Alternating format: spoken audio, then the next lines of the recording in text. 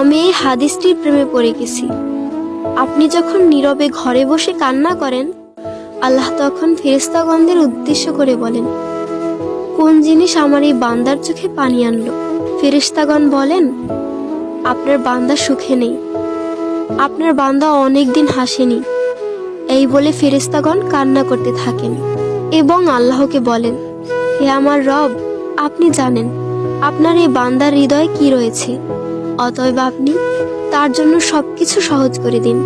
আল্লাহ বলেন, আমার এই বান্দা এমন কিছু জীবন থেকে হারিয়ে ফেলেছে যা সে অধিক ভালোবেসেছিল।